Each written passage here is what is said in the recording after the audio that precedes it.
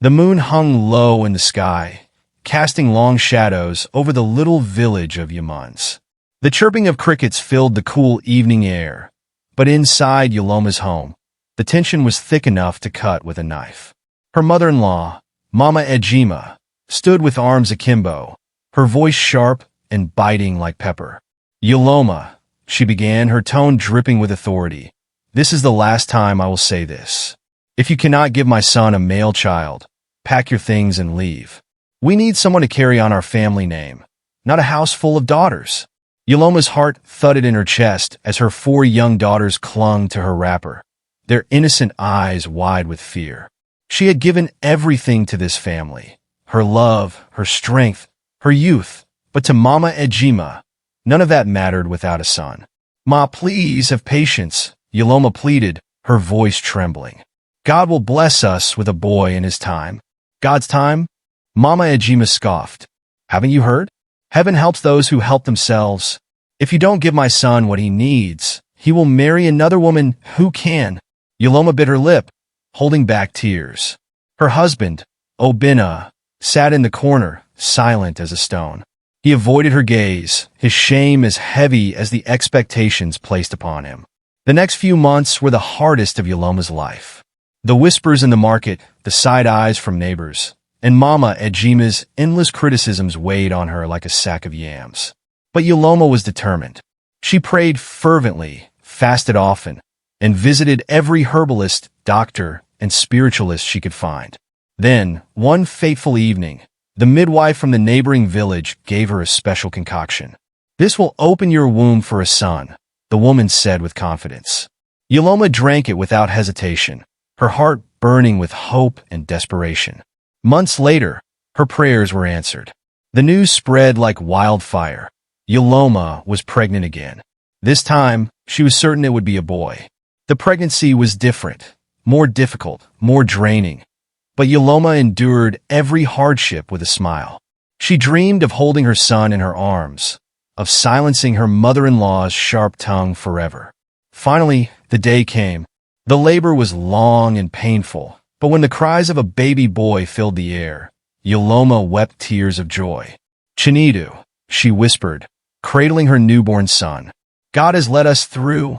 For a while, things seemed to change. Mama Ejima's insults turned into praise. Neighbors came bearing gifts. Obinna walked around with his chest puffed out, proud to have a son to carry his name. Yuloma thought her struggles were over. But life has a way of testing even the strongest hearts. Not long after Chinidu's birth, Obinna's once thriving business began to crumble. Contracts were lost, debts piled up, and the family, once respected in the village, became the subject of pity and gossip. The years rolled by, and the family's struggles only grew heavier. Obinna, once a proud provider, had become a shadow of himself. The fields barely yielded enough to feed them, and his trade had collapsed under the weight of mounting debts. With Chinidu growing older, Obinna clung tightly to the belief that his only son was the key to turning their fortunes around. One fateful evening, as the family sat around their flickering kerosene lamp, Obinna cleared his throat. His tone was firm, his face set like iron. "From today, Adiku and her sisters will stop going to school," he declared, his voice echoing in the quiet hut. "The little money we have will go to Chinida's education. A man must have the tools to build his future." The silence that followed was deafening. Adiku, the eldest daughter, stared at her father in disbelief. At 15, she was the brightest in her class, a girl who had always dreamed of becoming a teacher. Now, her future was being tossed aside like a broken clay pot. "But Papa, this is not fair," Attica burst out, unable to hold back her frustration. "Why should we suffer because Chinidu is a boy? Are we not your children too? Don't we deserve a chance?" Obinna's eyes flashed with anger. "Attica, do not question me," he thundered, slamming his hand on the wooden table. "You are a girl. One day, you will marry and leave this house.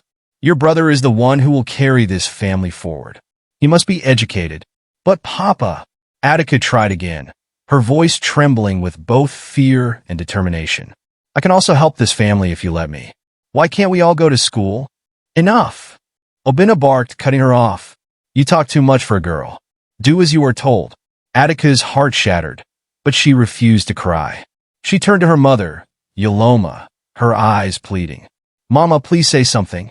You know this is not right. Yoloma, who had been quietly rocking little Nkem, the youngest daughter, sighed deeply. She had always been the peacemaker, the glue that held the family together. But this decision pained her. She looked at Obina, her voice soft yet firm. My husband, I beg you, listen to Attiku, Yoloma said, her words careful but full of emotion. This girl has a sharp mind and a good heart. She can do great things if we give her the chance. I know things are hard, but must we take from one child to give to another? Let us find another way. Obina stared at her, his jaw tight, his pride warring with the logic in her words.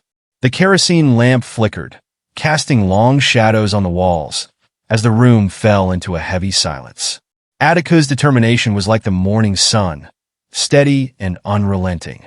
Despite her father's harsh words and decisions, she refused to give up on her dreams. Early every morning, while the village still slept, she would set up a small stall near the market square to fry akara. The aroma of the sizzling bean cakes drew customers, and soon, her little business began to grow. But her joy was short-lived. Obina discovered her efforts and, instead of supporting her, demanded the money. Attiku, he said one evening, holding out his hand, bring the money you made today. But Papa, Attika protested, clutching her small leather purse, this money is for my school fees. I want to pay for my exams.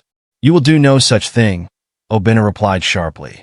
Your brother's education is more important. Hand it over. Tears stung Attika's eyes as she reluctantly gave him the money. Her heart ached with every coin that left her hand, knowing it meant another delay in her plans. Still, she didn't stop. Each day, she went back to her akara stall, hoping that one day, things would change. At night, when the family gathered in their small hut, Yoloma tried to bring them together with stories. Her voice was soothing, a balm for their tired hearts.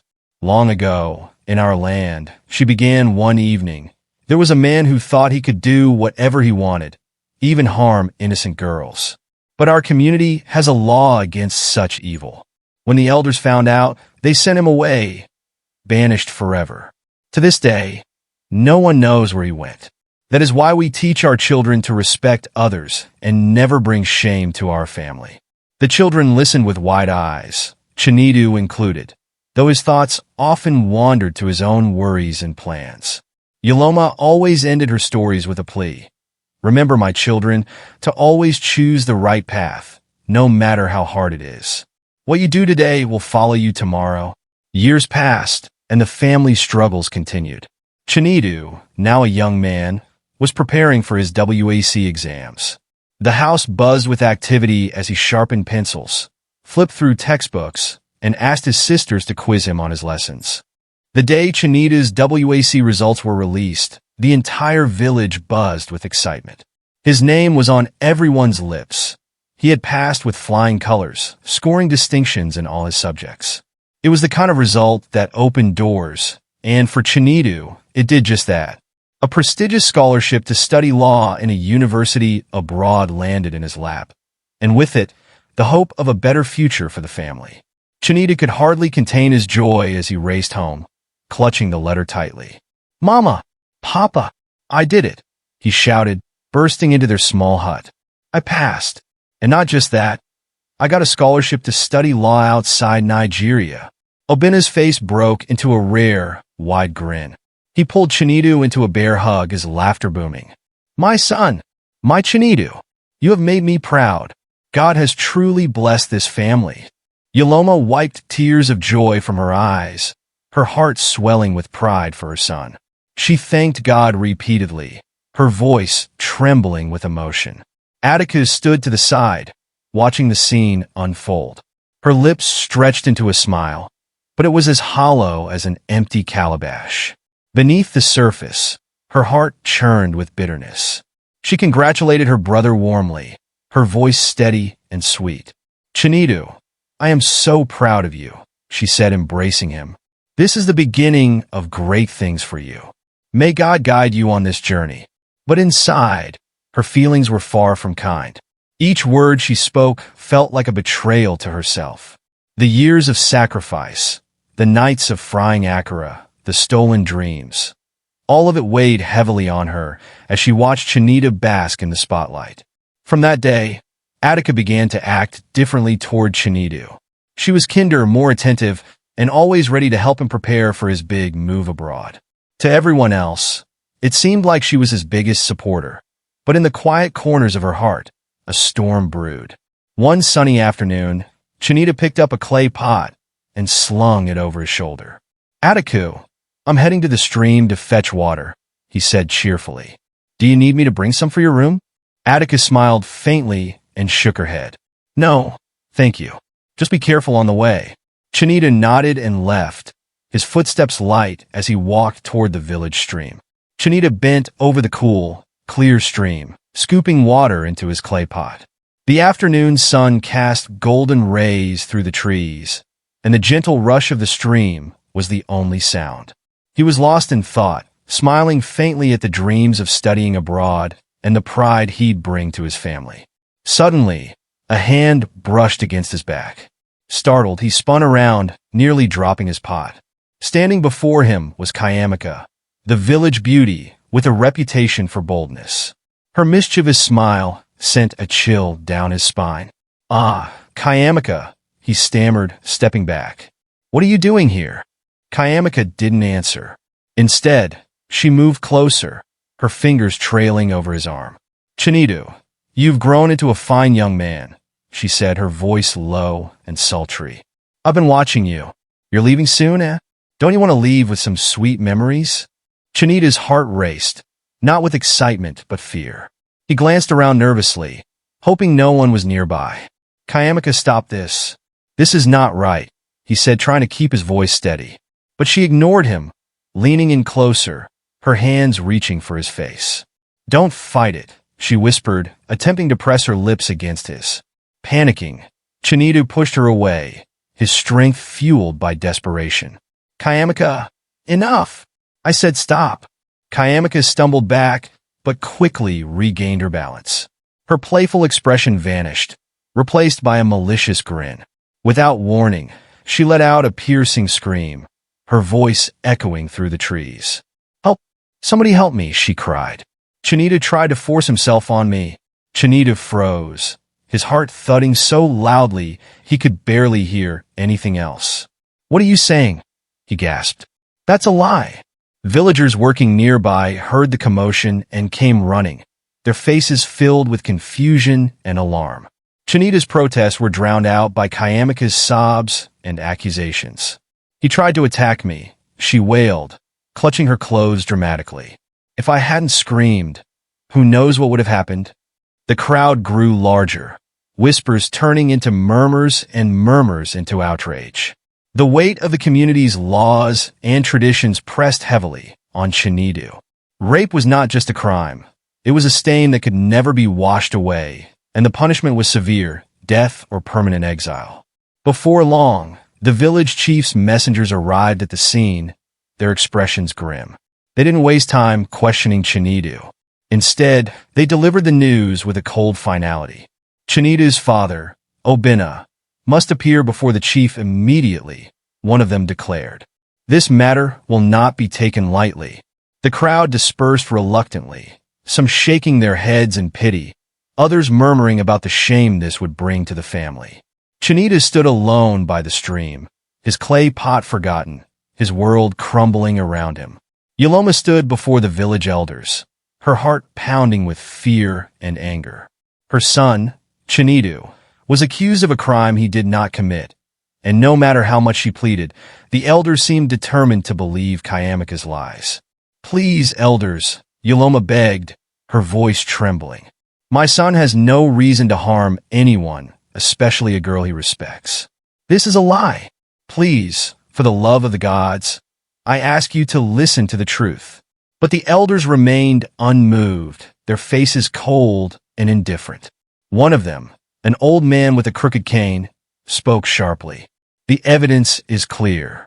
Chinita's actions are unforgivable. The girl has spoken. and her voice is the truth of the land. Kayamika, standing smugly to the side, nodded vigorously, her eyes gleaming with triumph. Yes, she said loudly. Chinita tried to force himself on me. If I hadn't screamed, who knows what he would have done? Her voice was high and shrill, and the more she repeated her accusations, the more certain the villagers became. Yaloma's chest tightened with frustration, her hands trembling as she tried to hold back her tears. "Please, I beg you," she cried, her voice rising. "This cannot be true. Chinidu is a good boy. He has never hurt anyone." But no one would listen. They only shook their heads, whispering among themselves. Yaloma turned to her husband, Obina, pleading for him to say something, but he stood silently, his face blank. His silence felt like a betrayal to Yaloma, and it ignited a fire of rage within her. "Why are you silent, Obina?" she shouted, her voice breaking. "Why are you allowing them to destroy our son?" Obina remained silent, his eyes downcast, as if the weight of the situation had crushed him too. Yaloma's heart broke at the sight, but it also fueled her anger. "Enough," she declared, her voice trembling with fury. "I swear, I will risk everything to find the truth. I will lose my sanity if that's what it takes to expose the real culprit." The villagers gasped, whispering nervously to each other. Yaloma's eyes were burning with resolve. "Whoever is behind this, I swear on my ancestors' name, I will uncover the truth. And when I do, I will make sure they pay for this crime." The elders exchanged uneasy glances. "You are speaking of dangerous things, Yaloma," one of them warned. "You know the consequences of calling for such things. Some truths are better left buried." But Yaloma was beyond caring. She turned to face the elders, her voice steady now, filled with conviction. "I don't care what happens to me anymore. I will go to my land, where truth is uncovered. I will consult the dreaded being who knows all and sees all. I will risk my life, my sanity, my everything to bring the real culprit to justice. And when I do, they will suffer the consequences. No one who dares to destroy my son will go unpunished." The elders fell silent. The air around them seemed to thicken with tension. Yaloma's declaration had shaken them, but they remained silent, unwilling to stand in her way. Yaloma's eyes blazed with determination. "I will go, and I will return with the truth, no matter what it takes. The one who did this will feel the wrath of the gods, for I will not rest until I find justice." With those final words, Yaloma turned and walked away, her mind set on the journey ahead, one that would lead her to the land of truth, where no lie could hide forever. Yaloma set off on her journey, her heart heavy with the weight of the truth she sought. She trekked through dense forests and crossed treacherous paths, determined to reach the dreaded beast, the ancient being who held the knowledge of all secrets. Her mind raced with thoughts of her son, Chinidu, and the injustice he was facing. She knew the journey ahead would be dangerous, but she was ready to do whatever it took to save her son. When Yaloma finally reached the beast's lair, a dark cave hidden deep within the forest, she was met with silence. The air was thick with an eerie energy. The beast, known for its ruthless ways, would not offer answers freely. It demanded a sacrifice. "You seek the truth, Yaloma," a low voice echoed from the shadows, sending chills down her spine. "But truth comes with a price. What are you willing to give in return?" Yaloma swallowed her fear and stepped forward. "I will give anything, anything to clear my son's name," she declared. The beast's eyes glowed a fierce red, and it circled her, sniffing the air. "You speak boldly, but you know not the cost of the truth you seek. I shall give you the name of the one who wronged your son, but you must leave behind that which is most precious to you." Yaloma hesitated for a moment, then nodded. "I will give whatever you ask." The beast growled, satisfied with her resolve. "Very well. In 3 days, you will lose your mind to the price of the truth. But for now, I will reveal to you the name of your enemy." The beast spoke in a voice like thunder, revealing the true culprit behind the accusation. Someone close to Yaloma's family, someone she never would have suspected. With that knowledge, Yaloma's heart sank, but she was determined. She had to return with the truth, no matter what the cost. Back in Obina's village, Kayamika had started to feel the unease that Yoloma's words had planted in her heart. She had underestimated the strength of a mother's love and the lengths Yoloma would go to for her son. As days passed, Kayamika felt a growing sense of dread, like the walls were closing in on her. The truth would soon come out, and she knew she could no longer hide from it. Then, in the dead of night, Kayamika could no longer bear the weight of her guilt. She rushed to the elders, tears streaming down her face. "Please, elders," she sobbed, falling to her knees. "I cannot live with this anymore. The truth must come out. I did not do this on my own. Someone sent me to accuse Chinidu. Someone with power, someone close to his family. I beg you, please make me confess who it is." The elders, who had always trusted Kayamika's word, now exchanged uneasy glances. They had heard rumors, but no one dared speak them out loud. Kayamika's cries were desperate now. "Please, I will tell you who ordered me to do this. Just help me. Help me before it's too late." The air was thick with tension, and the elders looked around in confusion, knowing that the truth was about to be exposed. They could feel the weight of the coming revelation. Kayamika's tears flowed freely as she pleaded for the truth to come to light. The next day, Kayamika's cries echoed through the village as she waited for Yoloma to return. Her eyes were wide and bloodshot, her behavior growing more erratic by the hour.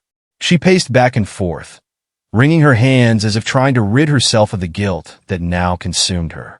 Her once confident demeanor had cracked, leaving behind someone tormented, as if possessed by an unseen force. The elders, who had been waiting for Yoloma's return, exchanged wary glances. They knew that the truth was on the horizon, but they couldn't shake the feeling that something far darker was at play. They had decided to wait for Yoloma's return before making any judgments, sensing that the fate of their village hung in the balance. When Yoloma finally arrived back at the village, her heart was heavy with the burden of what she had learned. Her eyes were bloodshot, her face pale, as though she had aged years during her journey. She had sacrificed more than she had imagined to uncover the truth. The price of knowledge had been steep, and it weighed heavily on her spirit. She could barely speak as she made her way to her home, the truth still fresh in her mind. Obinna, who had remained silent throughout the ordeal, could sense the change in his wife. She was no longer the same woman who had set out just days ago, full of hope and determination. The truth had shattered her, but there was no turning back. The village elders, having heard of her return, immediately summoned her to the meeting place. It was time for Kayamika's confession. Yoloma knew that she was not just walking into a gathering of elders, but into the moment that would change everything. As Yoloma entered the gathering, the air was thick with tension. The elders sat in a solemn circle, their eyes fixed on her. Kayamika stood beside them, trembling, her hands clasped together as if trying to hold herself together. "Yoloma," one of the elders said in a grave tone, "the time has come. Kayamika has confessed. She has spoken of the one who sent her to destroy your son's name. But we know the truth has come at a cost. We ask you now, what has your journey revealed?" Yoloma stood before them, her heart heavy with the weight of the knowledge she carried. The truth she had uncovered was a cruel one, and she could barely look Kayamika in the eyes. "I have learned the truth," Yoloma spoke, her voice shaky but filled with resolve. "And it is a truth that will shake this village to its core. But I cannot share it just yet. Not until Kayamika speaks, until she reveals who sent her to destroy my son." The elders nodded, their faces stern as they turned their attention back to Kayamika. The girl was shaking now, unable to meet Yoloma's gaze. She knew what was coming. With a deep breath, Kayamika finally spoke, her voice barely above a whisper. I did it because I was told to. It wasn't my idea. Someone made me do this, but I can't say who. I can't." The elders leaned forward, urging her to confess. "Who sent you, Kayamika?" they demanded. "Who is the one behind this? You must speak the truth." Kayamika's eyes darted around the room, as though looking for a way out. Her body trembled, but the words refused to leave her lips. She could feel the walls closing in on her, and the weight of her lies was too much to bear. Yoloma's heart raced as she stared at Kayamika, waiting for her to reveal the truth. The village held its breath, knowing that once the secret was uncovered, nothing would be the same. Kayamika's trembling lips finally parted, and the words spilled out like a dam breaking. It was Atiko, she stammered. She told me to do it. She said it was the only way to make things fair, to take back what should have been hers. The room fell deathly silent. The elders exchanged stunned glances, while Yoloma's heart sank like a stone. Atiko? Her own daughter? The revelation cut deeper than any wound. Yoloma's knees buckled, and she collapsed to the ground, her mind racing through memories of her children growing up, unaware of the bitterness festering in Atiko's heart. The village chief broke the silence. Atiko, come forward. His voice thundered with authority. Atiko, who had been lingering in the shadows of the gathering, stepped forward reluctantly. Her head was bowed, but there was a defiant glint in her eyes. She looked at her mother, then at her father, before finally addressing the elders. Yes, I told Kayamika to accuse Chinidu, she admitted, her voice shaking with emotion. I did it because nobody ever listens to me. My whole life, I've been cast aside because I'm a girl. I should have finished university by now. I should have been celebrated for my hard work. But no, my father only cared about Chinidu. Because he's a boy, he gets everything, while the rest of us get nothing. Her words hung in the air, heavy with pain and resentment. Even Obina, who had remained quiet throughout the ordeal, looked shocked by his daughter's confession. He had never realized the depth of her anguish. Yoloma rose slowly to her feet, tears streaming down her face. She approached Atiko and placed her hands on her daughter's shoulders. Atiko, she said softly, her voice trembling, I failed you. Your father and I both failed you. I should have fought harder to make sure you were treated equally. But this is not the way to make things right. Atiko's defiance crumbled, and she burst into tears. I didn't want to hurt anyone, Mama. I just wanted someone to see me.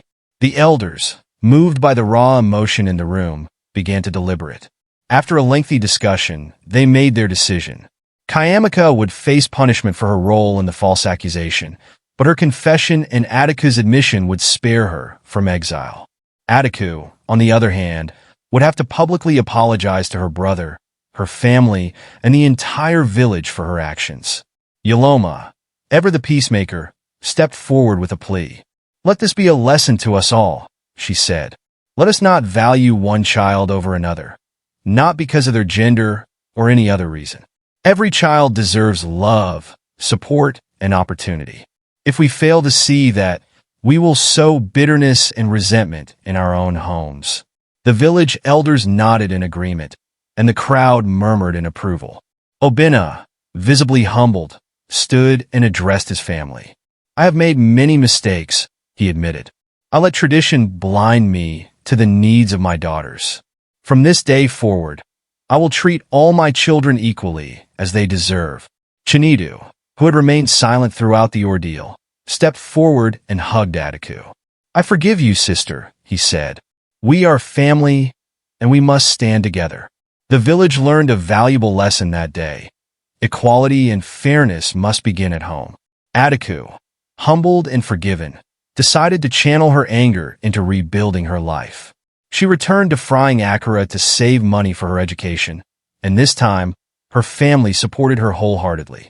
Moral lesson: discrimination, even within families, sows seeds of bitterness and division. It is the responsibility of every parent to treat their children with equal love and opportunity, regardless of gender or circumstance. Only then can families and communities truly thrive. Thank you for watching this captivating story. If you enjoyed it and want more inspiring and thought-provoking tales, please hit that subscribe button and turn on the notification bell so you don't miss any updates. Don't forget to like this video, drop a comment below to share your thoughts, and let us know the lesson you learned from this story. We'd also love to hear your reactions. Who was your favorite character? And what would you have done in Atiko's shoes? And most importantly, share this video with your family, friends, and loved ones. Let them join in the experience and learn from the powerful message in this tale.